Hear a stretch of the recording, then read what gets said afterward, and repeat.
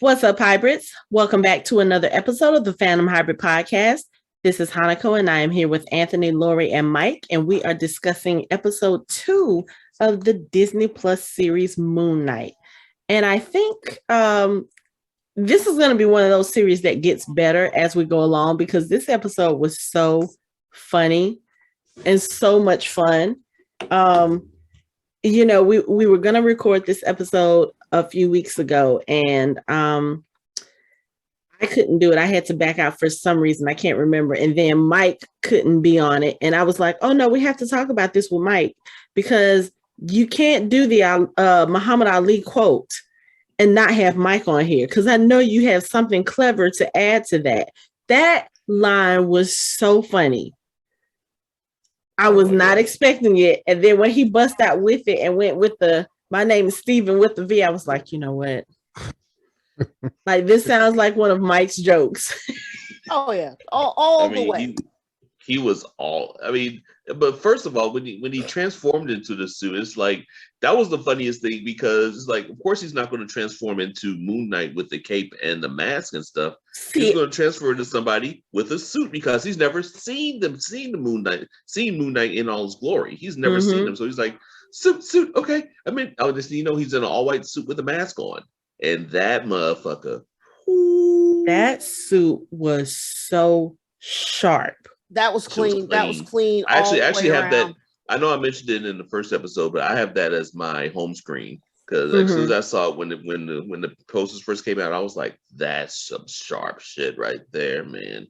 And then, somebody gave me the link for the Funkos. Was it or the action? Mike, was that you or was that Hanako? That might have been me.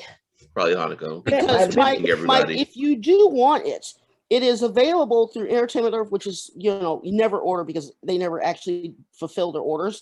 But they're coming out next spring in 2023. Both versions, the suit version and the regular Moon Knight. Why so long? That's a year from now. Why though? Yeah, why? It's okay. I do this. I don't know. Maybe Anthony does some too. But when you get an action figure or a statue or a bust, you can order through Style Online, Entertainment Earth, or ThinkGeek, or any of those online places.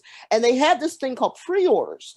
And in the spring, because I've sent you guys several, in the spring, they gather interest and they send out these feelers, a lot of Star Wars stuff, Star Trek, whatever. And they're like, okay, we have 1,300, but we need to get a pre-order of at least 1,200 to make the figure, like the Tonka sisters that they keep doing for Star Wars, but they never do. And so when they get a quota, then they put in an order to the toy factory. And then that's why it takes them a year because they have to make the mold, cast it, package, design it, deliver it. And Entertainment Earth is notorious because they have everything. I once ordered a bat lift 9 years ago. I'm still waiting on the bat lift. That's how bad they are. Okay. So basically, the pre-orders take a year to fulfill, and then they're supposed to ship them out, and then they charge you the week that it ships out. So if you have a lot of pre-orders, like some of my friends do, you need to watch your bank account because you might get hit for $500. Right. No. So that's why it takes so long. I'm sorry, Mike. I didn't mean to interrupt you. No, you're fine. It's like, and plus, like when he was doing it, he was rolling up his sleeve. It's like because in the stills that they were giving, they had one where Mr. Knight. That's what Steven's Moon Knight persona is. Like he's rolling his sleeve up like this, where he looks like he's doing the vibe thing, like almost where he's like, but it was actually in this scene where he's just like, oh, you're gonna get it now, Mike. You're gonna get it now, Mike. It was more silly than him being like, yo, baby, what's up?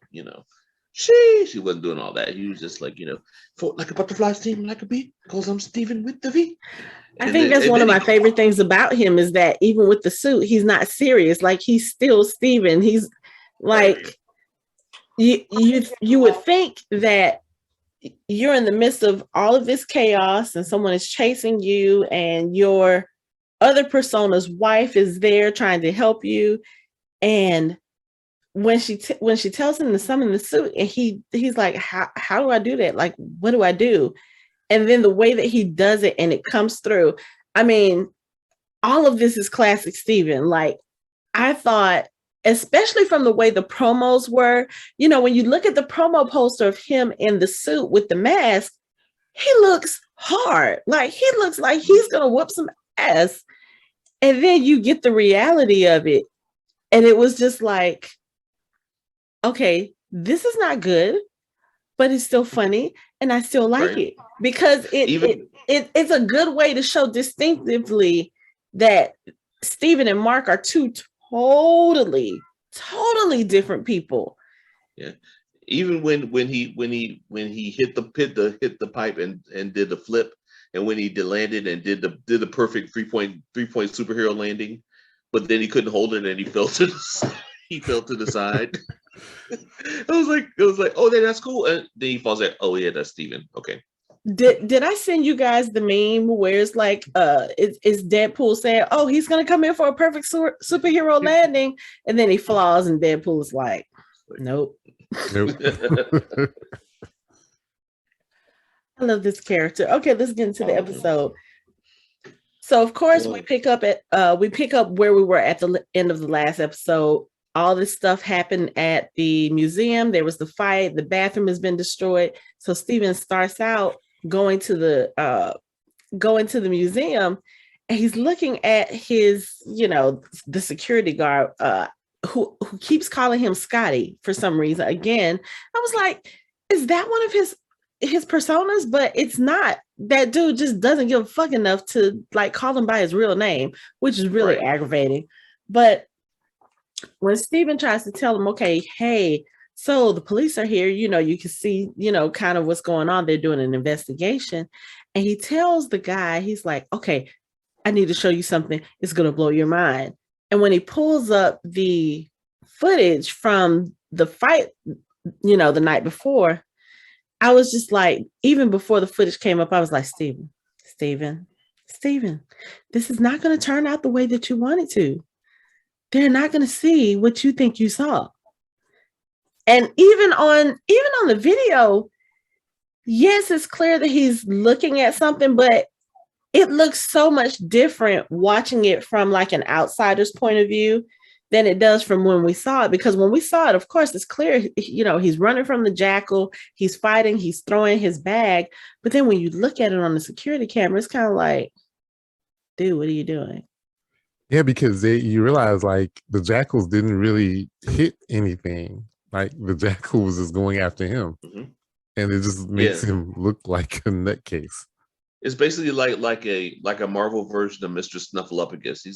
He's right there, and then he's not right there. So it's like, and nobody believes that he was there. So he's basically Big Bird trying to tell people that Mr. Snuffleupagus is chasing him, and he's like, "What are you on about? There's nobody chasing you." And it's Wait, point of order, Mr. Snuffleupagus was real. You know what? I'm just tripping because so was the jackal. The jackal was real too, but nobody saw him. I would be the one to be like, yeah, I think that jackal was all in his mind. Snuffy, however, is real. And it's funny because this is the second conversation where Mr. Snuffleupagus has come up for me in the last week. So the fact that you just randomly brought that up, Anthony, it's just like weird. No, Mike brought it up. I brought it on me. I'll claim it. That's not. It was me. 100% me. I have no opinion because I don't have any real imaginary friends. Yeah. That's a shame. Mine talk to me all the time. Yeah. I mean, what? Then he destroys the bathroom. That's not a Mr. Snuffleupagus thing. Because JB is like, you destroyed the loo. That was you. That poor thing. Because when he starts saying, no, you gotta look, I was like, Steven, stop. And it's like, this was one of those episodes where I was constantly talking to the TV like, dude, no, just walk away. Just go. No, it was one of those where you kind of like, okay, Steven, obviously, I understand this is still all new to you, but I think you're aware enough to notice, yeah, something's not right.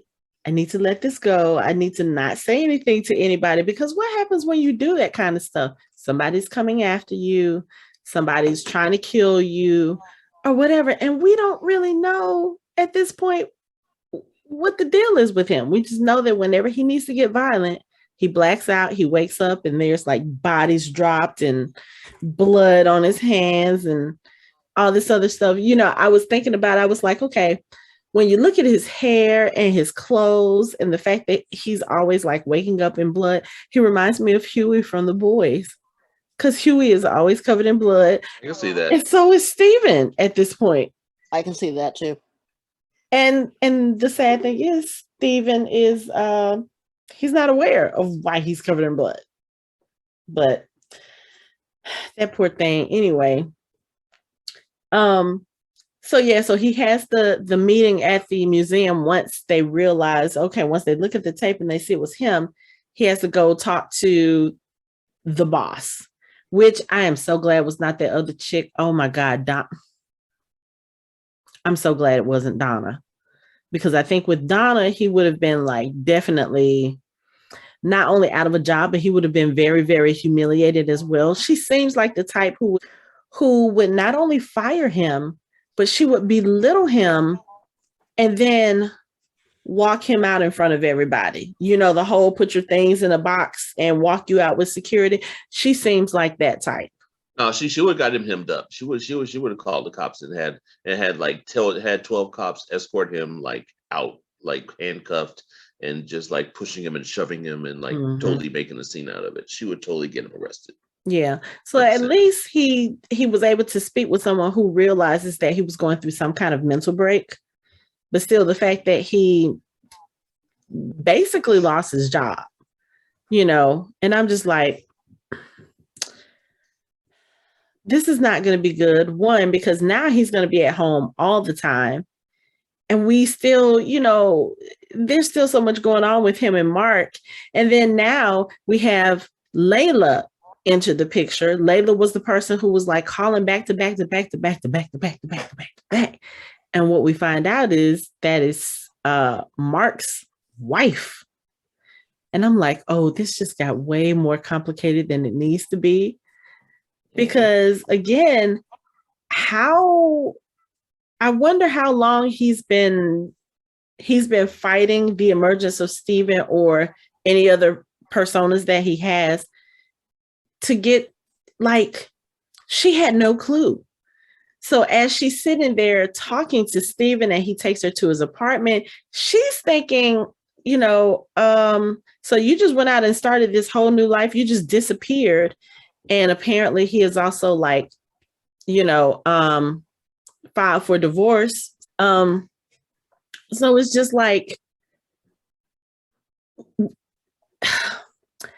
Marc obviously has a complicated life, obviously. And the crazy thing is, it's not when we're introduced to Layla, it's one of those things where it's kind of like, she doesn't know about Steven and she doesn't know about Marc's illness, but she pretty much just fit right in. Like, she picks him up off the street after he's, you know, this was like after he went to the storage unit, but she picks him up, she takes him to his place, and it's just kind of like, he's telling her all of this stuff, and she's just like, okay, like, she's a little bit in disbelief because of the fact that she hasn't heard from Marc. But I feel like she was kind of like putting things together in her head still, like, okay, so, let's see. He's pretending to be someone else, but he seems really sincere about pretending to be someone else. Like, you know, at first she's thinking that he's faking it because he just doesn't want to be with her, whatever the case is. And then as he's trying to explain it to her, as Steven is trying to explain it to her, and he shows her the stuff he got from the storage locker, she's just like, okay. I think it was easy for her at first because it doesn't seem like it's the first time he's had fake identities. And he seems like she knows that he has done shady things, right? And will do shady things. They've done shady things together. So it's not like, so it's a little weird that he's acting like he's completely someone different, as opposed to just having a fake, you know, passport or something. Right. Because so I think this kind of threw her off a little bit. But I think she's used to him, you know, being, you know, pretending to be other people. Yeah. But I mean, for someone who is married and this is your spouse, to go into all of that, like even with the fake accent, like she's just looking at him like, why are you talking? Just what? But yeah, I think the more that we learn about Layla, especially in this episode, because she's like, when she finds the scarab, she's like, excuse me, where are we supposed to be doing this together? And now you've got stuff and you're hiding from me. And what the fuck, dude? It's almost like she's expecting that he's double crossing her, but he's not. Poor Marc, poor Steven. I don't know which one I'm sympathizing more with at this point, because Steven, just his whole life has been turned upside down. And now that we know about Layla and Marc a little bit more, it's kind of like, okay, so Marc is married. He's obviously been trying to like push her away, probably because of whatever it is that he's doing for Khonshu. And of course, she has no clue, but she's starting to put this stuff together like, oh, okay, so you have this stuff, you have this scarab, and you've just been not taking my calls. And what the hell is going on? He's like, I don't know. And on top of all that, it seems like she has more chemistry and connection with Steven at times than she does with Marc. I mean, they start reading obscure French poetry together, like in unison. I'm like, what? It's funny. But the funny thing is, he has the book on his shelf because he's like, it's my favorite author. She's like, no, it's mine. So obviously Steven has maybe some memory of some of the stuff that Marc has done and maybe just isn't conscious of it. Again, this is only second episode, so we don't exactly know how those two interact with each other. If they've interacted with each other, obviously they haven't, because Steven doesn't know who Marc is. He has no clue. Oh. But Marc is obviously he's obviously familiar with Steven. Yeah. Okay. At this point of watching this episode, at this point when they showed it, it reminded me of watching Daniel Jackson trying to impress Samantha Carter on Stargate. This is what I got. I'm just saying. That's the feel I got. It's Daniel Jackson trying to impress somebody. Yeah. Because he's like, the hieroglyphics here and the French poetry here, and we have this here. And of course, just the weirdness of being Daniel Jackson. This is Steven. Right. Steven, right.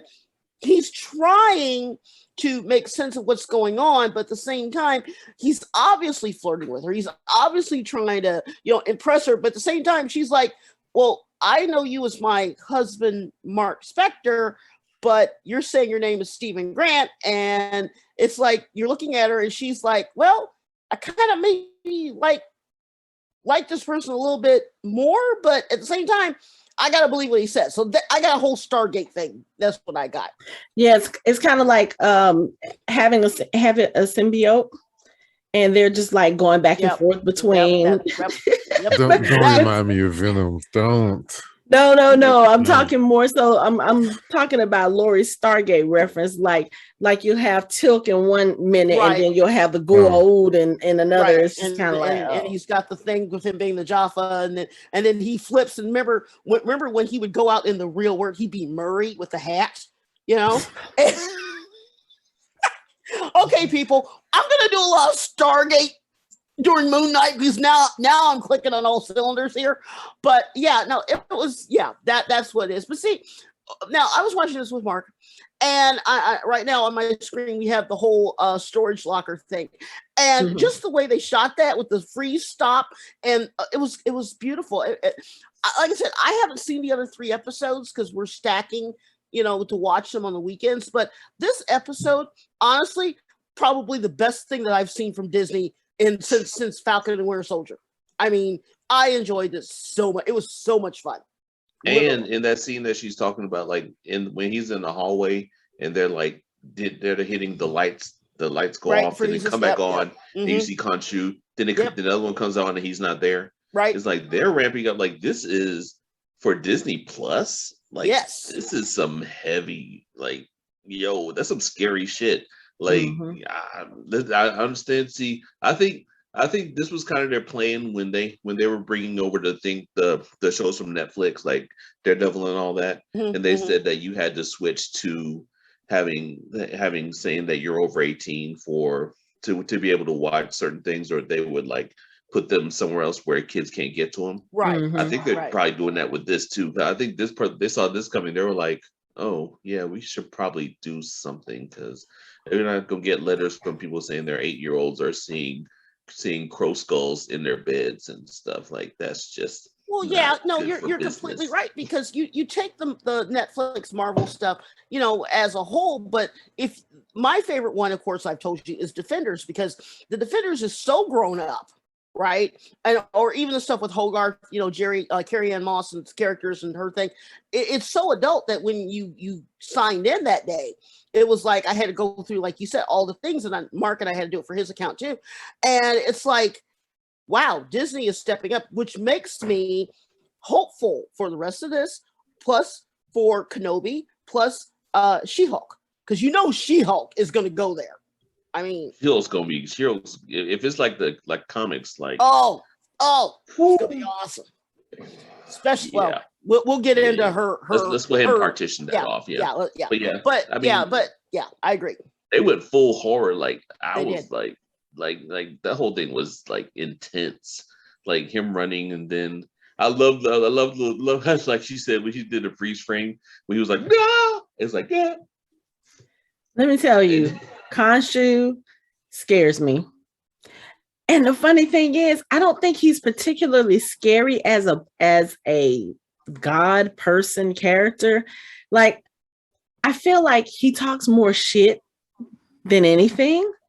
And he's not particularly like foreboding in that sense, but it's just something about that mask. And I think it's because, I mean, I'm sure as kids, we've all seen like dead birds on the street, whatever. But like there was something when I was a kid, we used to always find them, like we had lots of trees in our area and nests. And so you would find baby birds like out of their nests, which I just only recently found out that mother birds will sometimes kill their babies and by just breaking their necks and tossing them over nests, which I think is very disturbing.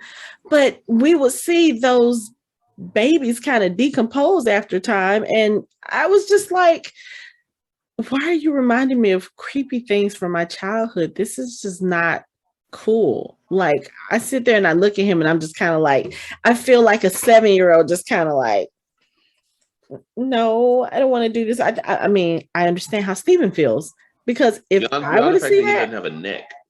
Like he doesn't have a neck, so it's just so the skull just kind of twirls around on his shoulders, like just hovers and like turns. It's like and his attitude doesn't really match. He's like this snarky old man, right? That's why I say like, he's not scary in that sense. And an asshole. And then he looks just, like he's just an asshole, but like he looks scary. But then you're like, oh, shut up.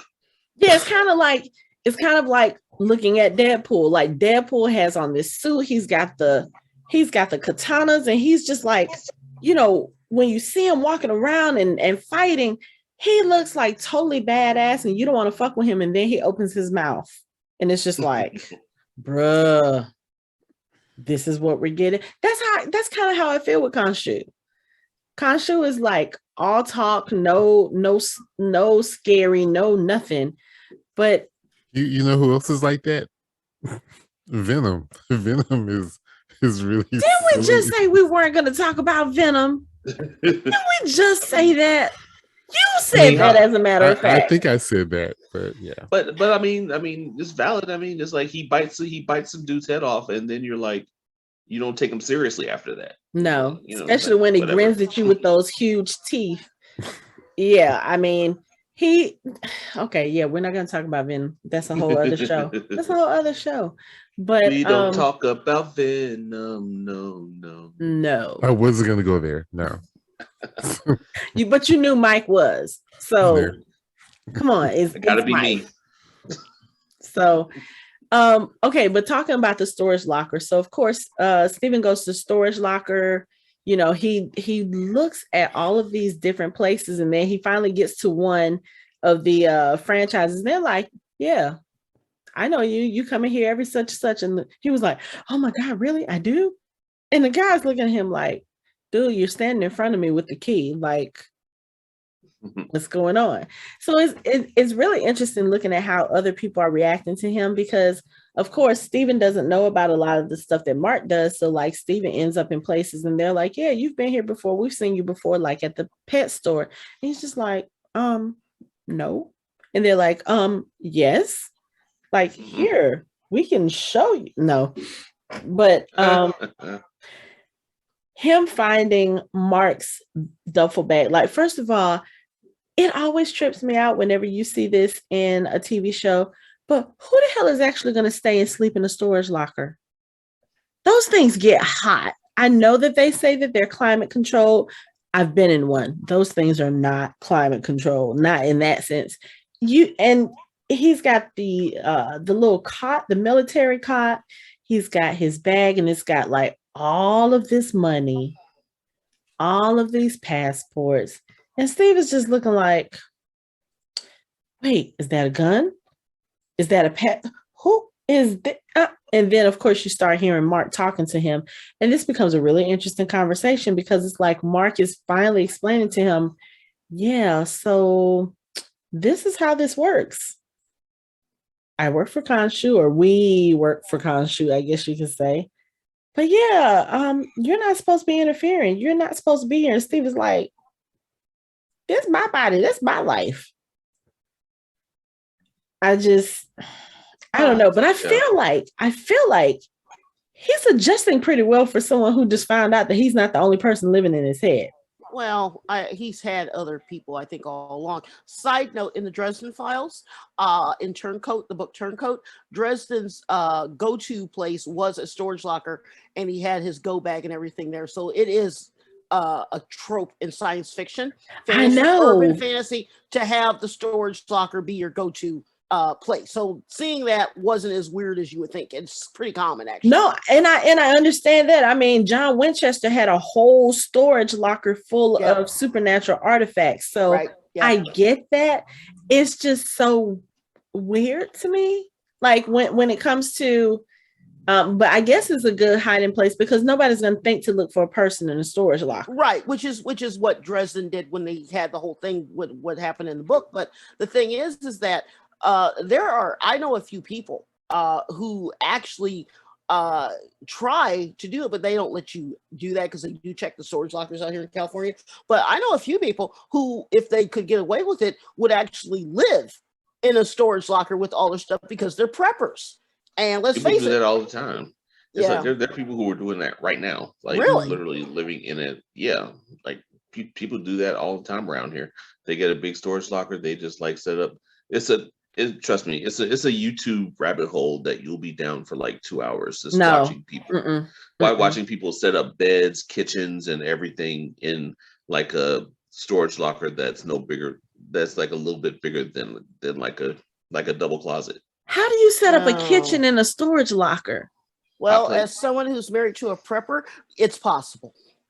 Says the woman who has a canoe in her living room. Set up a hot plate, get you a system to get water. Induction stove. Yep, you can do the water pipe. You can get the whole thing. Yeah, you can do it. You can conceivably set yourself up with a kitchen in about an hour. Like I said, I'm married to a prepper.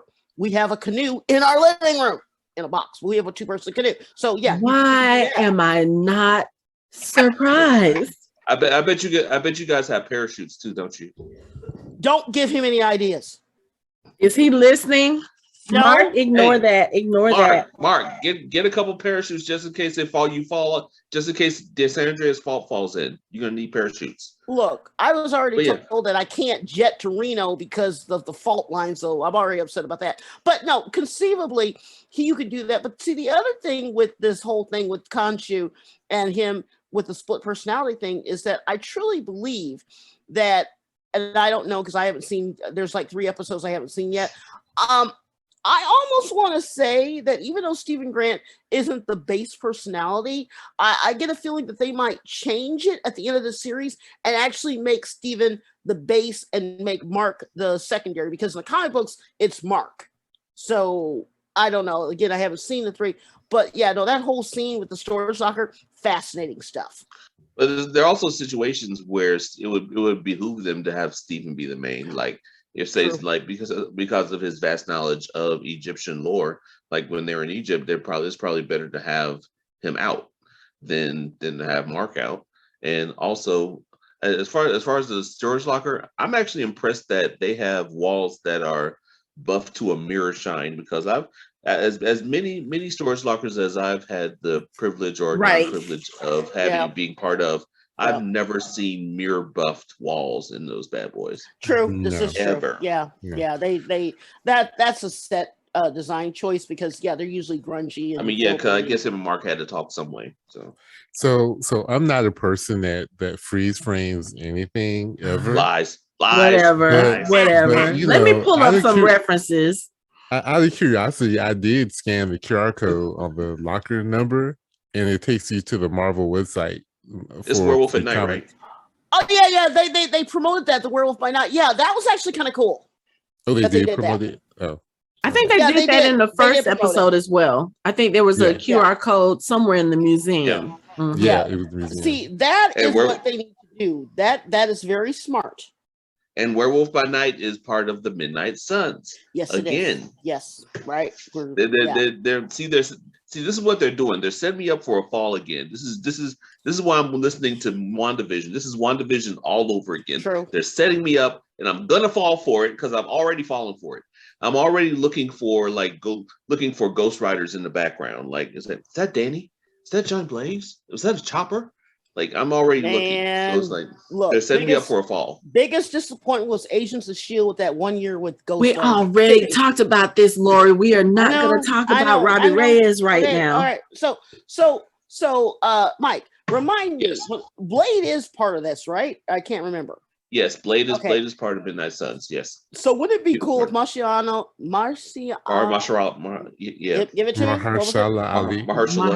Ali. I just can't pronounce it. Anyway, Mahershala Ali. Mahershala. What? Give it to me. Mahershala Ali. Wouldn't it be cool if he did a camo? That would be cool. I'm almost kind of sort of expecting it. Really? I want to see him and Black Knight at the end. That'd be awesome. What are you doing? That would be awesome. We should talk. It's like him finding him and be like, hey, we should talk. Yeah, like old boy at the end of middle of Battlestar Galactica, when they're all after the Cylon attack, and he looks at everyone in the room. He goes, "We need to talk," and they all follow him to the room, just like that. Yes, I threw a Battlestar Galactica in there. Yes, yeah, that would be fire though. I would lose my collective mind, wherever little brain cells I have left, if that happens. Like, for real, that would be awesome. But yeah, I think that. I honestly believe that I just feel it. I'm like, they have to, like, by now. But then I thought they'd have to show Mephisto too. And you're not going to. You know what? Yes, we're not going to talk about that. I brought up a Mephisto reference today, and one of our listeners, Carlos, this was on Twitter. He was like, "Okay, I'm done with this conversation."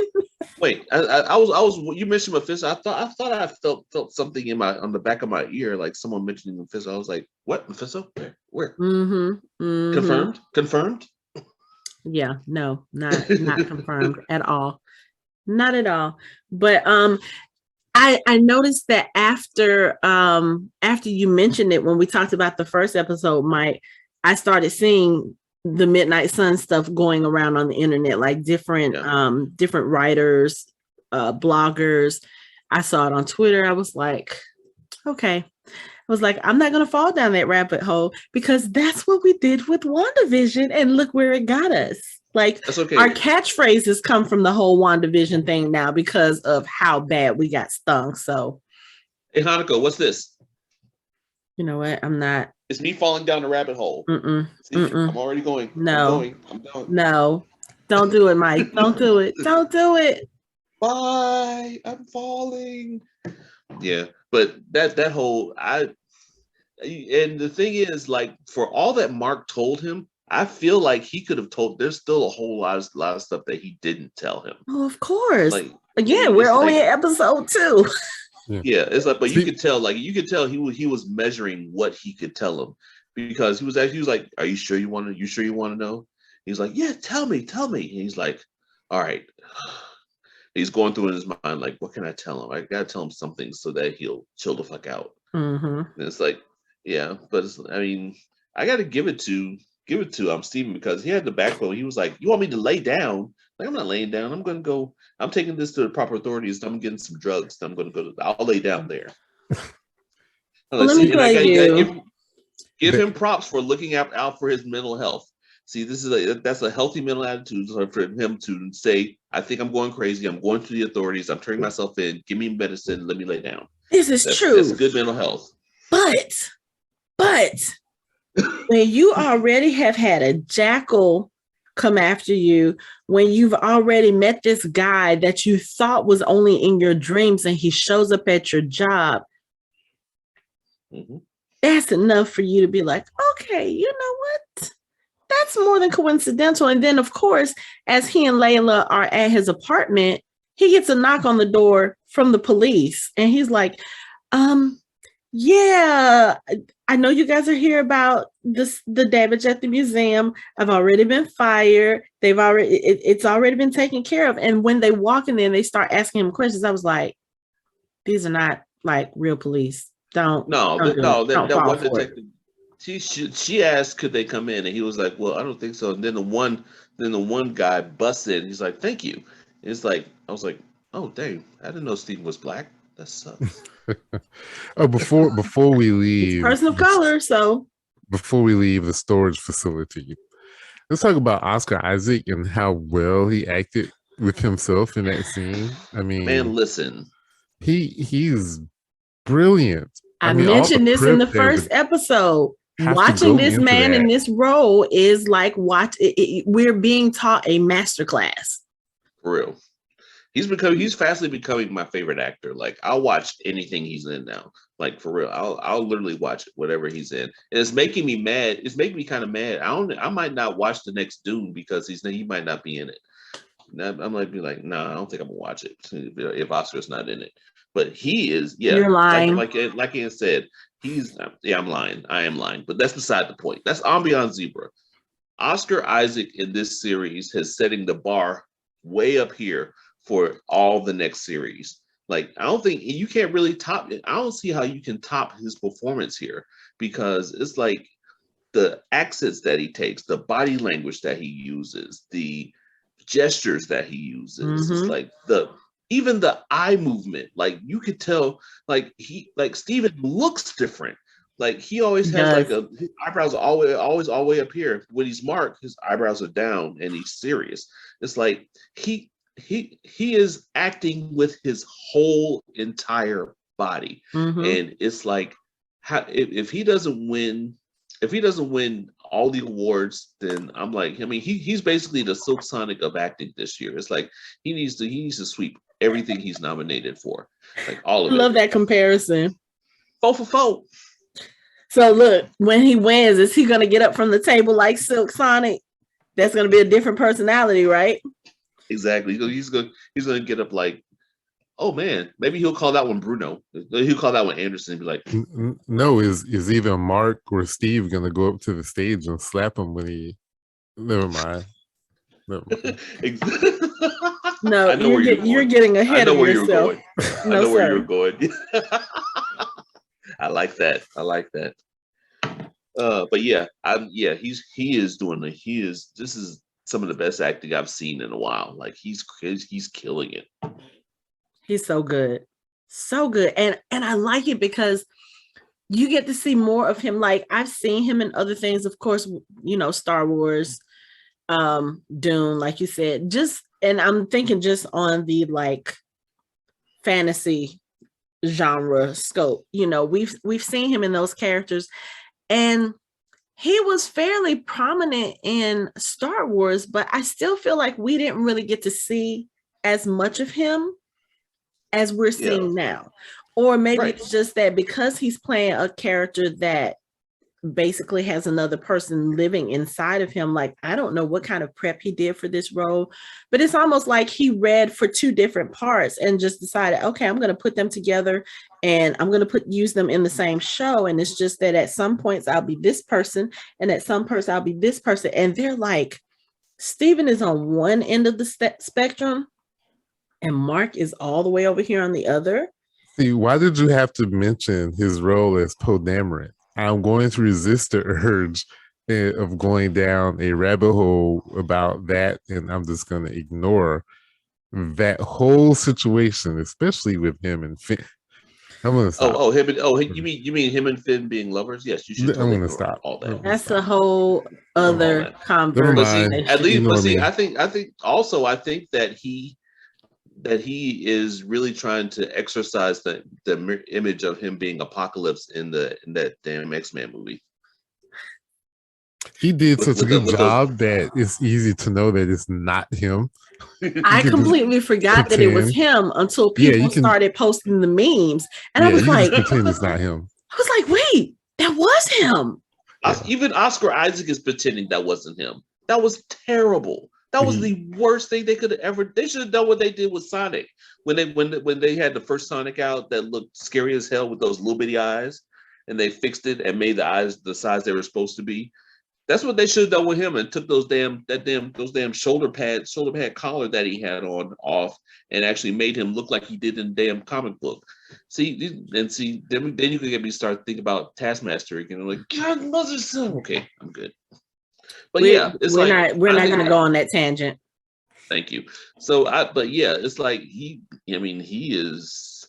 There's so much, and this like really diversifies the work that he's done. Like, from Dune to Poe.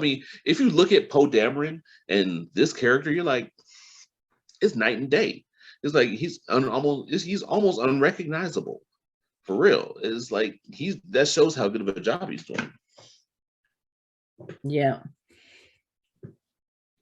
But I was thinking, because when the cops are in his apartment and the dude finds his passport and people keep saying, okay, you're this person, or we've seen you, whatever. My question is, and I know this is probably because, thinking on the fly is not really Steven's strong suit unless it comes to Egyptian stuff we're seeing. I'm like, dude, just tell people you got a twin. Like, that would solve so much. Like, that's my twin brother. We were separated at birth. We just recently found each other. It could work. Yeah, but this is all new to him. He's probably so far from thinking on his feet right now. Yeah, he's just like he can't do any of that. Even if he could have before, now with everything that's going on, there's absolutely no chance that he can think on his feet that fast. Yeah, but the funny thing is, it's like, even when they're in the cop car and they're riding, and he's telling them, he's like, look, this is not me, because they're looking on the computer and they see, oh, Marc Spector is like an international criminal, dropping bodies and all this other stuff. He was like, that's not me. I'm like, how can you not talk to this dude for 2 minutes and not realize something is wrong? Because there's no way this mild-mannered, soft-spoken person is this. And I know you're looking at the physical evidence. Well, he's got the same face as this person. Come on now. Especially if you work for someone like Harrow, which we find out the cops are. From his perspective, you're right. But from their perspective, Harrow has probably already told them his mind is fractured. Because, later we learn that they work for Harrow.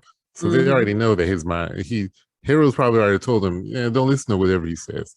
His mind is fractured. Right, just bring him here. Yeah, just bring him here. They know this. Right.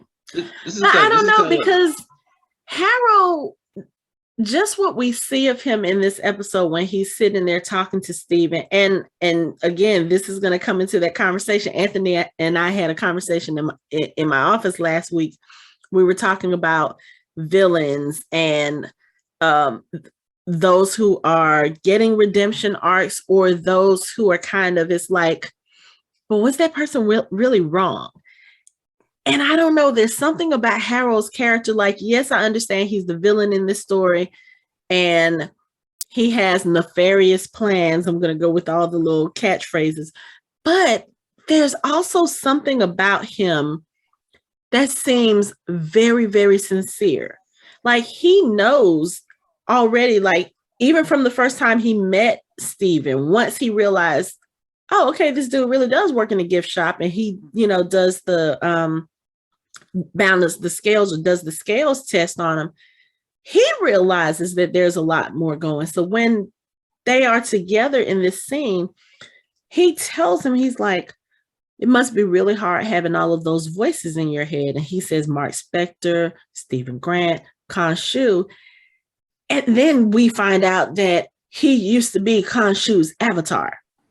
So I feel like even though he seems like he's supposed to be this villainous guy, the way that he kind of comes across, I don't know if I feel like he's a bad guy. Like, he has this thing in his mind where Ammit needs to be unleashed so that evil can be cast out of the world.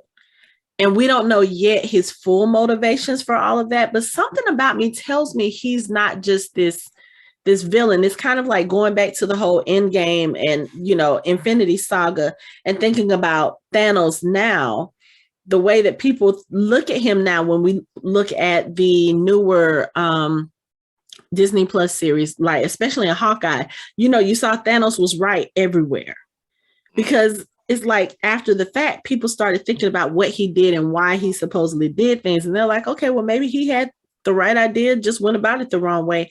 I kind of feel like Harrow is that way too. So the way that he kind of takes care of Steven while he's there, something tells me that he wouldn't be the type of person to tell his henchmen, his cops, whatever you want to call them, something like his mind is broken, don't believe him. He doesn't seem to me to be that type. It will be more like he may be a little bit confused. Kind of not to believe him, just just go with it and just bring him right. Yeah. But see, you still have to remember that Harrow is basically Jim Jones. Like, he has followers that are loyal to him to a fault, that will do anything he says, and he's very charismatic. I mean, you gotta look at it this way: they based the character of Harrow off of David Koresh. So there are parallels there too. It's like, right. David Koresh was very charismatic. People loved him. People listened to him and followed him. Like, even when the walls were literally closing and burning in on him, they still were there with him. And that's the signs of a good cult leader. It's like, you get people to do what you say, no matter what. And and it's like, you seem like you're not exhibiting effort to make them do what you're getting them to do. Mm-hmm. And he's doing that. It's like, I mean, he has people, look at his compound. It's like he has people learning 3 languages. It's like a little black girl speaking Mandarin. No, she was not. And we'll get into that, but no, she was not. Okay, kind of speaking Mandarin. But then you walk into the compound and see people with headphones looking at whales swimming, and you're like, huh? And then eating like vegan lentil soup and all this other stuff. And it's like, and people like getting along because he told them, like, this is the way, follow me and I will lead you to salvation. And it's like, he is Jim Jones, he is David Koresh, he is all these charismatic leaders that find people who have the correct mind state for them to believe what somebody who has a little bit of charisma, a nice mm-hmm. smile, and a head nod, and they're like, okay, and there they go. I don't know about that, like, nice smile. I don't think I've seen Harrow smile at all. I mean, he kind of had like a little half. I mean, he's kind of serious, but when he does a little bit of a half smile in there sometimes. But it's not my point. It's just like he has it. He has what he needs. He has that it factor that he just gets people to listen to what he says and to do what he needs to be done. Mm-hmm. So it's like, you just kind of, I mean, yeah, he's charismatic. Yes, yeah, I could see how people could see that he has a point, but it's just like the great philosopher Fred Williamson said on the King Cobra commercials: don't let the smooth taste fool you.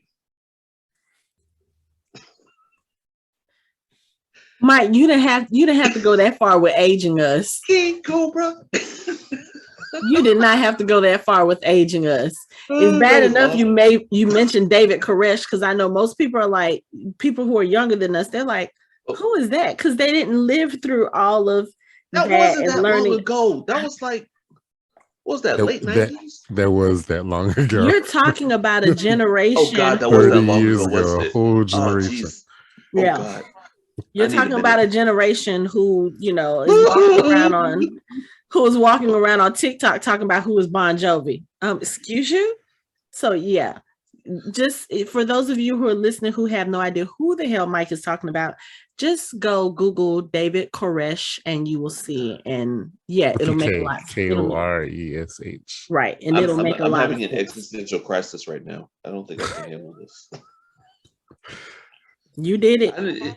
It doesn't seem like it was that long ago. Dang. Yeah, wait. Ask the young people what are the golden oldies, and then you'll feel old. No, I don't know. We're not doing that. Start saying, "Oh my God, Boyz II Men." That's a great old group. I was listening to an old school station, and they played Rihanna. I was like, I'm done. Like, nah, not doing that. Ugh.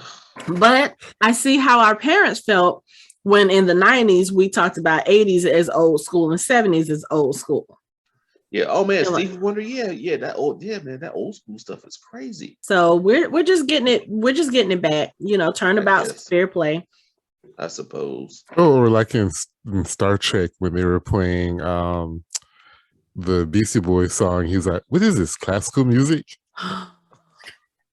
You know, we could actually do a whole podcast episode about references that age us, that make people go, "Huh? What?" Oh God, we could. That'll be like a 5-part series, man. It would, because you could do one on music, you could do one on TV shows, you could do one on current event, right? So yeah, okay. Ugh. Anyway, getting back to Moon Knight before we get too far off track. Yeah. So shout out to Steven for calling him out too. After he told him his purpose, he was like, "Oh, so y'all are good with killing kids, yeah?" And everybody's kind of like, "Well, when you put it that way." I was like, wait. I mean, he got like Steven put it straight into perspective, and Harrow actually looked a little bit shook there too. Like he kind of didn't know what to say. He was like, wait, but so you're judging people before they had a chance to correct themselves? That doesn't seem right. Like, what if they're children? And then he's like, right. I was like, right. So what are you gonna kill a baby based on, like, it's kind of like, I'm trying to think of one instance. Oh, okay. I think it was it Supernatural, or there was another show. I don't remember, but somebody went back in time and killed Hitler as a baby. Or that was the premise. They were going to kill Hitler as a baby. They're like, but that's a baby. They're like, but he's going to become such and such. So it's kind of like you have that kind of, like, if you have knowledge that somebody is going to do something horrible, like you have all of these TV shows and movies where people go back in time and they try to change things. Of course, we know Minority Report. Yep. Yeah, you can't do that. But for someone like Ammit who says, okay, I know that you're going to do this horrible thing or you're going to do that horrible thing. So let's just go ahead and knock you out the way. And then maybe those horrible things won't happen. Technically speaking, it hasn't happened yet. So it's not like it's a fixed point in time. You're eliminating it. But then the moral really comes in like, okay, but what if something else happens in that person's life that kind of takes them off of that path and puts them on a different path? Like, how do you know specifically that, yes, this person is going to be bad? You don't know that because we're humans. Human nature changes us all the time. Somebody can be. And that's why the balancing is after your death and not during your life. You know, and that's the thing with the Egyptian mythology. Right. You know, right. They balance your life after you die, not while you're alive, taking into account things that you may or may not do. At least when you're dead, you've already done them. Right. And I'm thinking very specifically about American Gods now. when we come to that. You know, you had the lady who was in the kitchen and she fell off the chair, and you know, she was told, yeah, you'll be fine. You're going to go live a great afterlife. And then you have someone like Laura who literally was, you know, yes. but yeah. And okay. Yeah, we won't go into that because, but yeah, it's kind of one of those things like, okay, so and I understand she's a god. So to ask the question, like, who made you the judge and rule? Okay, well, she's God. That's kind of what they do. But I don't think that it's right that you judge someone based on decisions they have not made yet. Because again, you can change. There can be other circumstances. Like, think about Stephen. Stephen, from what we see, is an inherently good person. But if you judge him based on what his alters are doing, like, we already know Marc is a killer, you know. I don't think it's in this episode. I think it's in the next episode, so I'm not going to spoil it, but there is obviously at least one more personality living in his brain because we kind of see hints of that. So it's kind of like, but when you come to somebody like Stephen, like, what do you judge him based off of? Do you judge him based off of who the original body belonged to? Do you judge him based off who was the more dominant persona and at any given time? Like, and I understand that's why the scales were, you know, he couldn't be weighed because there was so much chaos going on in his brain, but still it's kind of like, who makes that determination? It's interesting that Ammit and Khonshu are the two guys who are sort of like kicked off to the side, because on the one hand you have one who was punished for balancing lives while people were alive, and then you have the other one, he's killing people, you know, with his hand of justice or whatever. Those things aren't allowing people to live out their natural lives, right, and then have their life balanced after they die. So they're kind of going against what the other gods have sort of established as what we're supposed to do. Mm-hmm. Yeah. And then, you know, the other thing I'm thinking of is when I was editing our episode for episode 1, I was thinking about what Mike said. I think it was Mike who was saying it. You were saying something about how you feel like, you know, how the shows kind of give us one thing to think and then they kind of throw us for a loop by saying, oh yeah, we wanted you to go down this path, but we're going to take you down this path. WandaVision, obviously, that sort of thing. But Mike said something about wondering whether or not Ammit was not actually just eliminating the evil people, but maybe, I think you said something about maybe her eliminating the good people so that only the evil people actually existed. Yeah, it's just because we look at him when he was in the village, like he obviously got one of his henchmen and judged him and said, this is a good man. But then the kindly old woman who's been good all her life was probably a nun. He judged her poorly. And she said, but I've been good my whole life. He's like, well, maybe it's something you do tomorrow. Sorry. And soul sucker, your soul is mine. And she's dead. So yeah, I think that, I mean, it just seems like, you know, again, it goes back to him being very charismatic and him saying, this man is good. Oh, he's good. This woman is bad, but I've been good. Maybe something you did later. Yes, something she did later. Yes, kill her. And it's like, you know, but yeah, I mean, it's just something that, yeah, he could be being deceived. And I think that, I mean, maybe she is using him to come back, and then she's gonna go about her own nefarious business and be rid of Harrow and just be like, okay, thank you, I'm gone. Because, you know, this is the interesting thing about that. So if you think about the information we learned in this episode, we learned that Harrow used to be the avatar of Khonshu. Now we see the kind of shit Khonshu has Marc doing, okay? Enabling him to kill people, deceive people, whatever. So if he was Khonshu's avatar first and he was doing this kind of thing for Khonshu, I want to know how he became the avatar for Ammit. Because if Ammit is judging people based on the whole of their lives, like the things that they have done, are doing, and have yet to do, Harrow, I do not feel like for Khonshu to grab Harrow as his avatar, I feel like Harrow had to have had maybe somewhat of a sketchy life to begin with, because I don't think you can take someone that's pure and good and make them do the things that we have seen Khonshu make Marc do.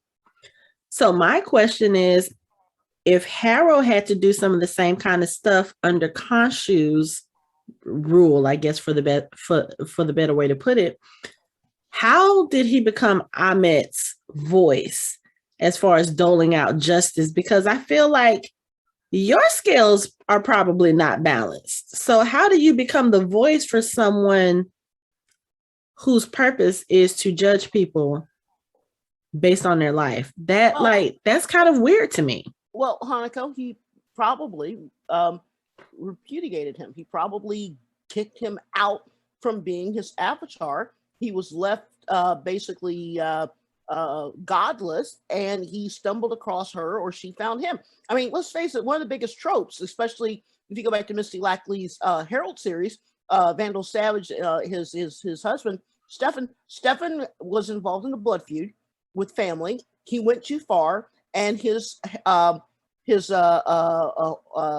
horse, basically Harold, Mage, whatever, basically said, "I don't know you more." What was it? I see you no more. I speak to you no more. I hear you no more. Like they did in True Blood.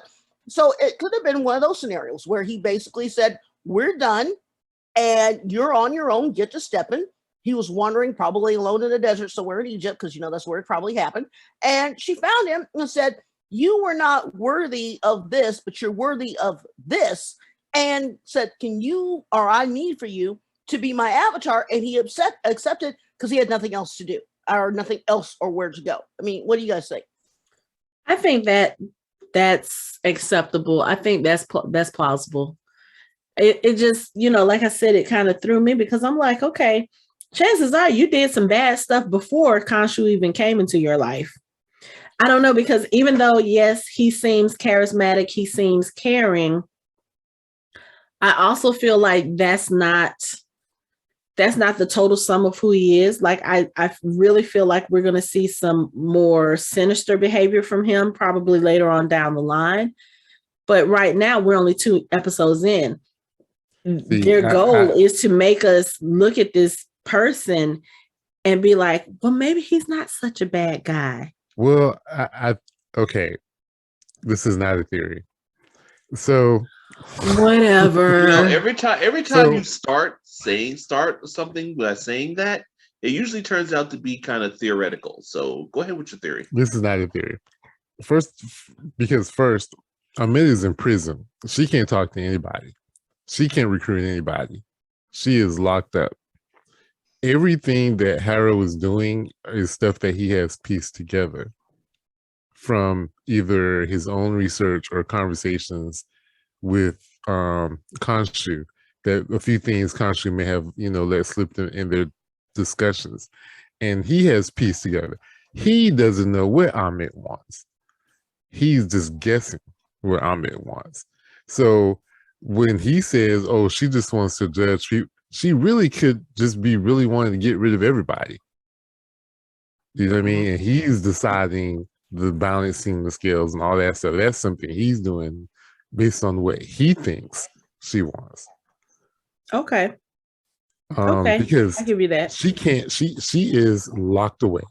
She cannot reach out to anyone at all. Like, she's gone for all intents and purposes. This is all Harrow's doing. So Harrow may be in for a surprise. He doesn't really know what she wants. It's just he's just guessing. Okay. I can see that. I mean, he may have part of it, but he doesn't know the whole story. Okay. They put her away for a reason. Right. Okay. Okay. But yeah, Stephen questioning Harrow with, "Oh, so you're okay with killing kids?" Like that whole conversation. And it's funny because we've talked about this before too, the quote unquote bad guys or your Jim Jones types. he's one of those people that's kind of like, yeah, okay, you're going to drink the Kool-Aid that I'm serving you. This is what we do, and this is why we're doing it. And you can see Steven walking around the compound, just looking at how everybody is behaving. Like, one, everyone seems to be there on their own accord. Nobody seems to be hurt. Nobody seems to be doing anything dastardly except for the two cops that brought him there. And you see once Harrow has them, they kind of just walk off like, oh, okay. But it's one of those things where his demeanor does suck you in, and it makes you say, okay, you know what? Maybe I've had the wrong idea about him. And then you stick your cane into the ground and pull up all this purple essence and blah, blah, blah. But anyway, let's go back to the girl and the Mandarin.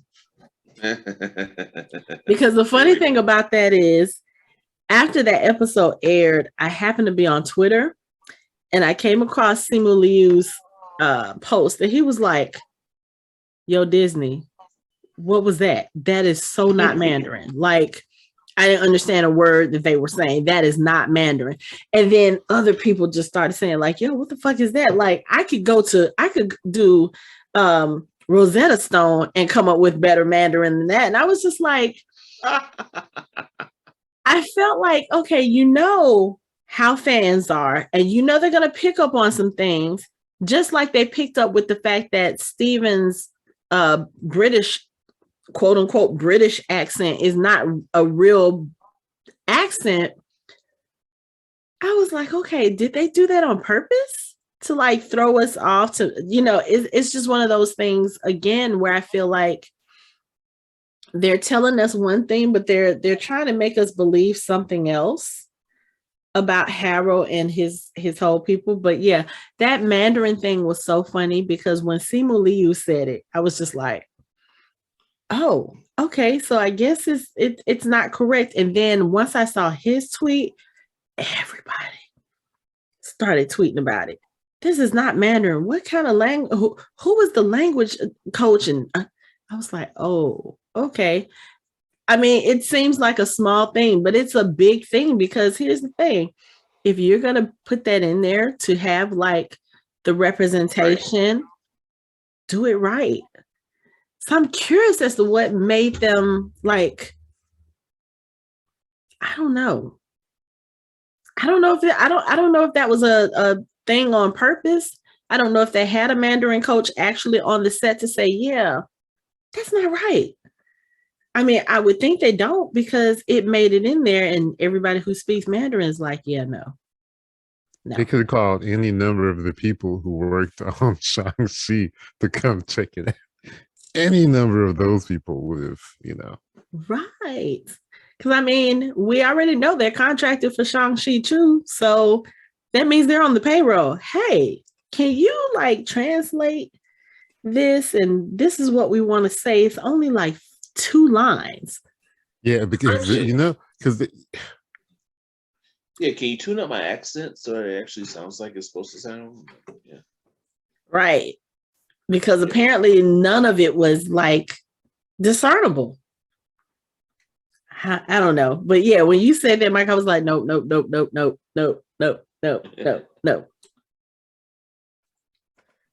But anyway, so at this point in the story, like I said, Harrow is giving Steven the pitch.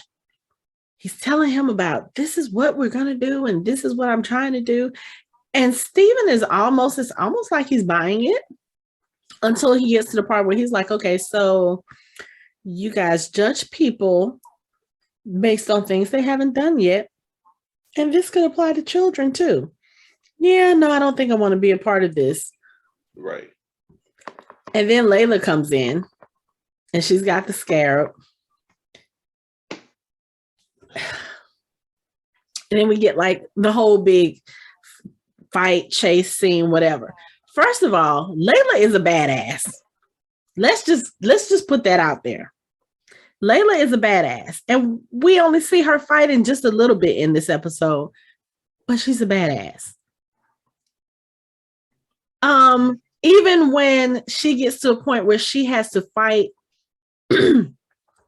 this invisible beast that is chasing after Steven. Like she's looking at Steven like, dude, what are you talking about? You see him being thrown around, you see him being jerked, and you still have like a little bit of disbelief about it. Like, what are you doing? Why are you acting like that?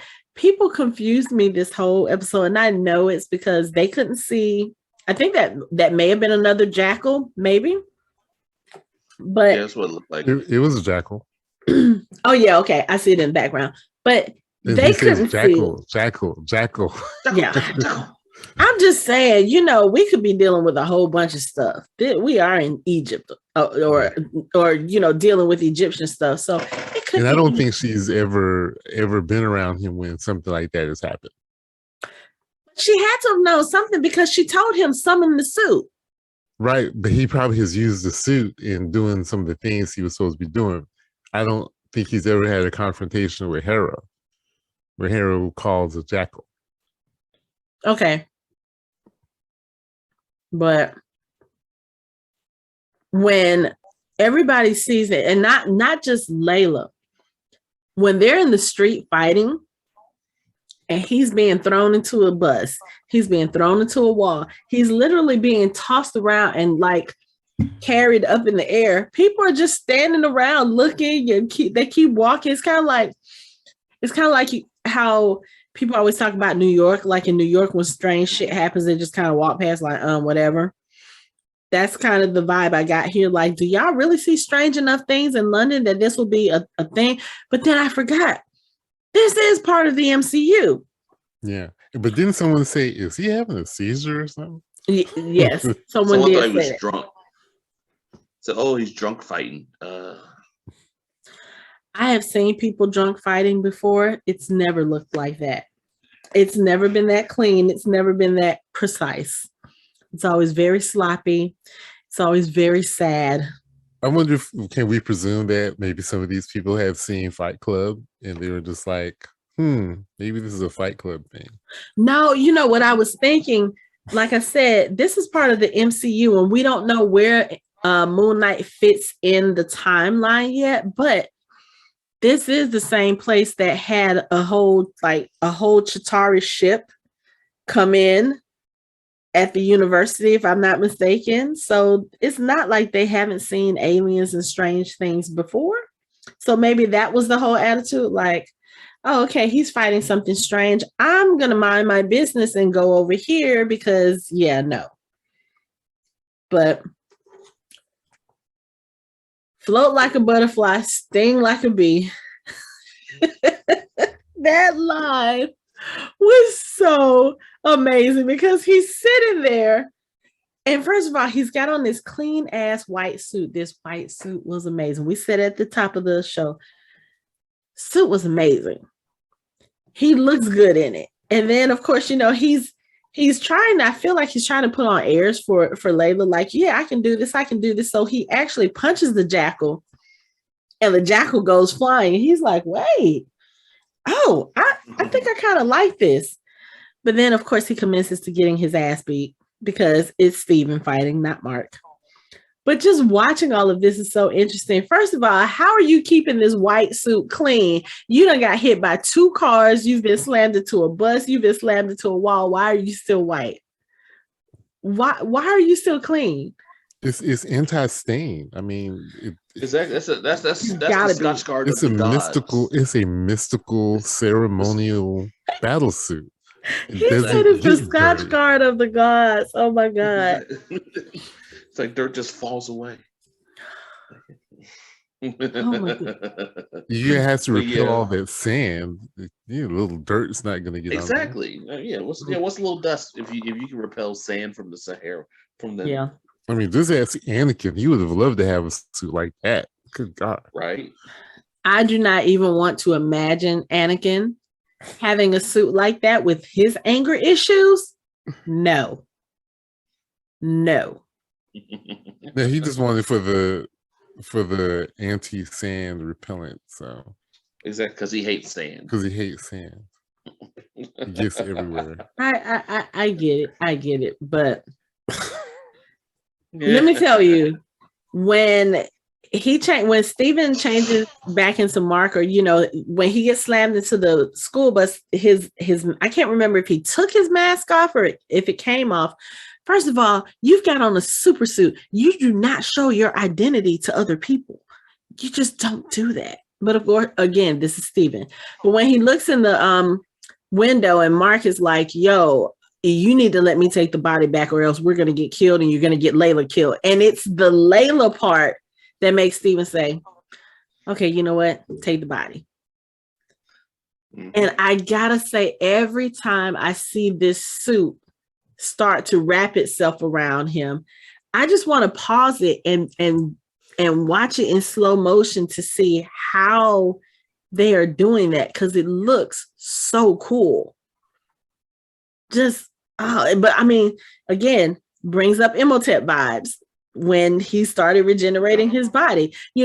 Like I said, we're going to make a lot of mummy references when we're talking about this show, but it was just, he takes over the body. And then of course the Moon Knight suit comes out and he starts doing his fighting with this jackal who is running through the crowd. And the crowd is sitting there like you got a couple of people that it knocked down to the ground. Obviously, it wasn't trying to kill anybody in the crowd. Like that jackal was like puny regular humans, whatever. But why are you around this so-called, like, that there's something invisible there knocking people on their ass? Why are you sitting there surrounding it, trying to figure out what it is? Like, where is it? What? People are so stupid. They're so stupid. But anyway, you can't don't even, I mean, they're basically NPCs. They're non-playable characters. Just go around them and knock them down and let them get up and run away. But they make the rest of us humans look so bad. He knocked the jackal into a car, and the whole front of the car caved in, and the person was like, "Oh, I should call my insurance agent." Like they didn't seem really that fazed at all from having their front of their car caved in by nothing. Again, well, this is a world where the Chitauri and Thanos have affected it. Like I said, I don't know where in the timeline this fits. And depending on where this is, they also just saw a celestial in the sky too. So you're right. So they're probably yeah, you're right. Yep. So they're probably just like, okay, you know what? That does not concern me. I'm going to keep on walking. That's true. I'm not trying to disappear in the sky. Yep. But anyway, so they finish fighting this jackal. He actually kills the jackal, which is cool. But in the midst, they realize they don't have the scarab anymore. Like Marc, I guess he had it still in his pocket, and at some point it dropped out. And of course, Layla has it. She's picked it up and she's trying to get that thing far away from Harrow. Like, I think Layla is at this point, she's like, okay, you know what? I think I've seen enough for the day. Like, this was not what I was expecting when I went to find my husband. I was not expecting to get into a fight. I was not expecting to see invisible whatevers attacking this person who looks like my husband, but is not my husband. Yeah, I think I'm just going to take this little shiny thing and get the hell out of Dodge. And then, of course, this is where Marc and Steven actually have a conversation, because Steven's trying to take the body back. And Marc is like, yeah, no, we're not going to do this, because this is what we have to do. And he tells him about Khonshu's deal. And then he also tells him about, hey, yeah, I think Khonshu is looking at Layla to be his next avatar, and I will absolutely not allow that to happen. So you know what? You're going to stay in there, and I'm going to go ahead and keep control of the body. And of course, they kind of go back and forth. They go back and forth. And you get to see Marc, he's like stomping on the mirror to try to get away from Steven, or try to kind of banish Steven from speaking to him. And then the weird thing is you see a reflection in the mirror, and the way that reflection is looking at Marc he looks angry, and it looks like, again, a totally different persona. I don't think that was Steven. That was somebody else, the guy you guys keep talking about, the cab driver. I feel like that's who that was. And something tells me, and tell me if I'm right, Lori, as far as from the comics, something tells me that Marc is a Boy Scout compared to this dude. Yeah, in some ways you're right. Okay. Yeah. But yeah. Because he looks really, really pissed. And then, of course, Khonshu comes up and he's like, yeah, you told me that Steven was not going to interfere. And Marc is like, yo, I got control of the body now. We're good. And Khonshu, of course, he starts going into his whole thing. Again, I don't find him scary, but some of the stuff that he says, he's like, yeah, you were nothing more than a corpse when I found you. You think you own this body? Yeah, no, I own this body. You need to do what I tell you to do. And they start talking about the scarab, and he tells Marc, he was like, yeah, so Harrow has that already. He's going to find Ammit's tomb. So Marc was like, okay, you know what? I'm going to have to get that scarab back. And he's like, I'm going to have to do whatever I have to do. And Khonshu's like, yeah, okay, we need each other, so let's do this. He was like, let me tell you, you need to do exactly what I tell you to do when I tell you to do it, because if I have to go and find another avatar, you're not going to like who I pick. So it's kind of like he's dangling that whole Layla's going to be my next avatar thing, which, again, now I want to know like how Khonshu chooses his avatars, but I guess we'll find that out later, because the next scene was probably the best scene in the whole show. Because we get Marc, at least I think that's Marc. He's sitting in a hotel room in nothing but his underwear, just sweaty, glistening, drinking alcohol. Room is kind of sort of in shambles. The mirror is broken. So I'm guessing once he got there, maybe either him and Steven had another argument about who had control of the body, or the third person that I think is there took control of the body, because the way he's looking at the mirror, I feel, again, I don't feel like that was Steven in the mirror. That might have been Marc in the mirror looking at this new person being like, right, shit. But he goes to the window, he opens up the curtain, and there are the pyramids of Giza. We are in Cairo. I'm like, okay. So we possibly have the third personality. Do y'all think these are the only three personalities that we're going to see in this show? Okay. Yeah. So I think that they're the three main ones. Yeah. Okay. I don't think there are any more. Yeah, we're not going to get anything else. Okay. I mean, we probably can't. It's only a 6-episode series. They literally would not have time to do all of this. I think that freaking. I'm with you on that. Now that I'm going back and thinking about it, I think that because the thing about it is like the Marc that was sitting on the floor by the bed was drinking, like pulling liquor straight out of the bottle, and that doesn't seem like a Marc thing to do. It's definitely not a Steven thing to do, but it doesn't really seem like a Marc thing to do. And just to be kind of like on the floor, like, of course, like half naked, like we don't know what that was. I don't think he had anybody with him, but again, you see like you see shattered glass on the floor. You see like a tray on the floor. The mirror is broken again. So it's kind of like there was some kind of struggle there. And I feel like that might have been between Marc and whoever this third personality is, because again, it seems like this third personality will probably be even more dangerous than Marc, if that makes sense. I don't know how I know that, just looking at what we saw in this episode, but just the way that he was looking at Marc through the mirror after Marc, kind of, smashed the mirror trying to get Steven out of his head. It's kind of like, oh, okay, so you want to be the asshole and kick Steven out. Well, here comes the bigger, badder asshole, and I'm letting you know that I'm here and your days are numbered. That's kind of how I read that scene. Right. Because again, you talked about it earlier, and I talked about it in the last episode about the way that he portrays such differences in these two characters that we've seen so far. That third character, even just seeing him in the mirror, I felt like that was somebody completely different. So I don't know if and that's the way the room was like completely wrecked. That's not a Marc or a Steven thing, right? Either. Yeah, I mean Right. the room was in shambles. Mm-hmm. And like I feel like I feel like that might have been Marc and this third personality. What's the third personality's name? Is it Jake? Jake. Okay, so I feel like that might have been Marc and Jake maybe fighting for control over the body.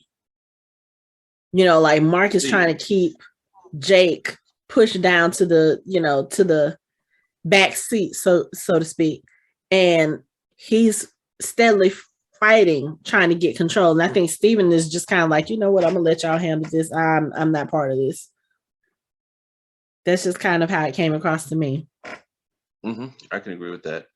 I think that, I mean, if Lori can correct me if I'm wrong, but I think that when it comes down to it, Jake is the fighter of the three. Like, he's the one that is actually the one that handles the rough stuff. I believe you're correct. Yes. Yeah. And like, but let's see, then conversely, Steven is supposed to be the smooth one. Like, that's why he has the Mr. Knight suit. Like, he's supposed to be the one that's like suave and sophisticated, but it seems like, and then it's like Marc is like the rugged explorer. And, I mean, they each have, it's like when one of them takes over, there's a specific reason. Like, there's a role to be played. So one of them will take over and fulfill that role, then they'll go back.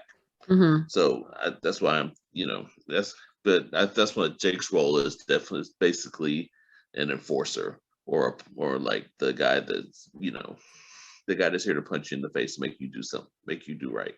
So he's probably the killer of the three, not just Marc. Like, we know Marc probably had a hand in some of that, but some of the, I don't know, some of the brutality is kind of like, I don't know. Like I said, when you look at the way that those two, that Marc and that mirror image are, I feel like Jake is going to be the one that is out of control. Like, Marc, he does the killing, he does the fighting, but I think he can control it. Like, he knows not to go too far.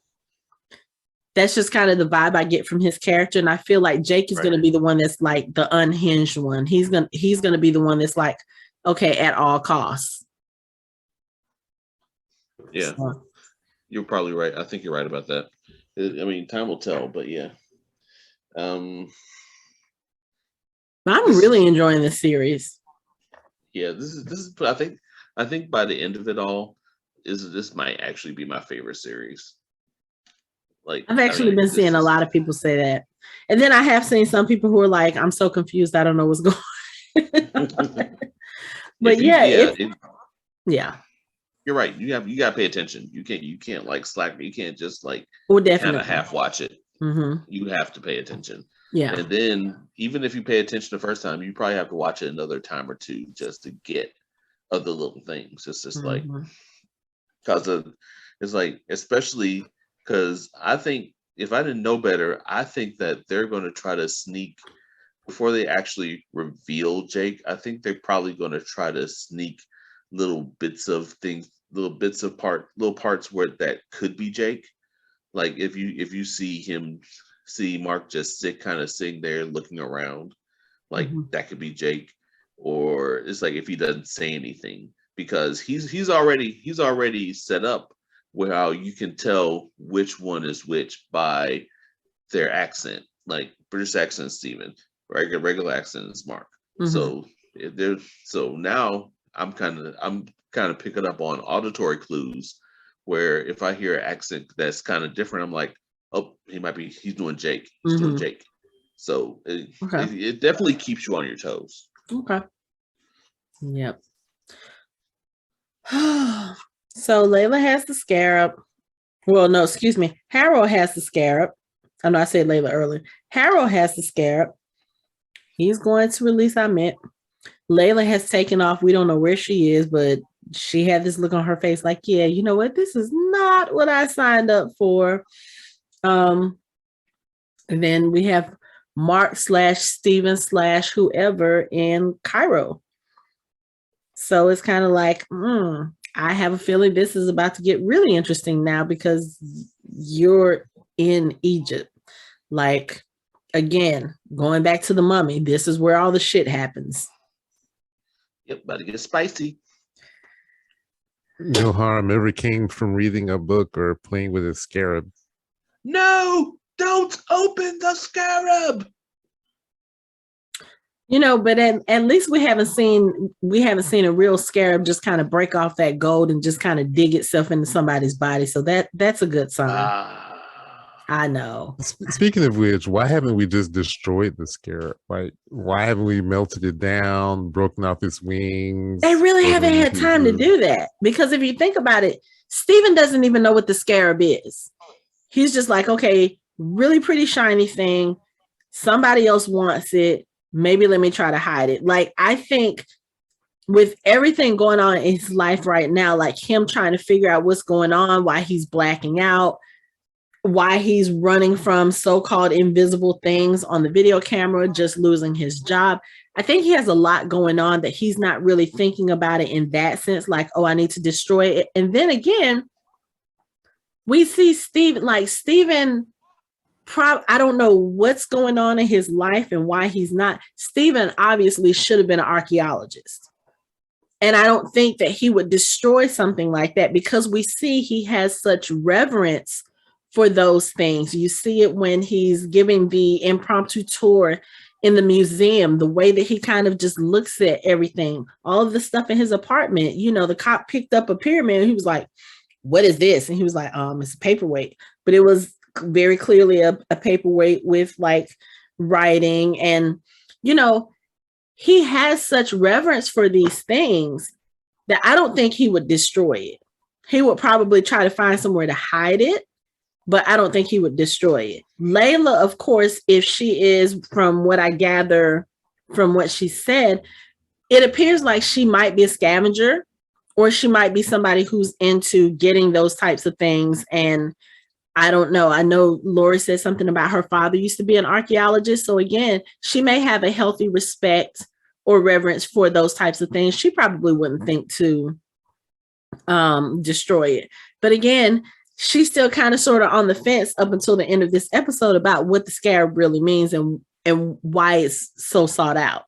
I think Marc knows what the scarab is. I agree. Because the moon god would have told him what it was. So that's probably why the storage container was the best place to hide it, because he was the only one that knew that it was there. Mm-hmm. You know, and Steven just kind of stumbled upon it. Yeah. See, the wife strikes me, going back a few sentences, the wife strikes me as someone who is not a scavenger, but there's this popular profession called antiquities dealer, where I get the idea that she sort of is one of those people that deals heavily on the black market or the gray market and can find you something. I mean, one of the biggest things that British people did back in the day, especially the Victorian era, is that they would pay huge amounts of money to acquire a mummy and have it transported back to England. And they would pop it up in their living room and, oh, I have a mummy. You know, I mean, that type of stuff is what I see her either doing or used to do, or very close ties to people who do that type of thing. So the scarab would be interesting to her from a financial aspect, as in who's going to be the biggest, buyer. Okay, that makes sense. What I think. Yeah. But I'm sorry, I don't care how much money I have. There's no way in the hell.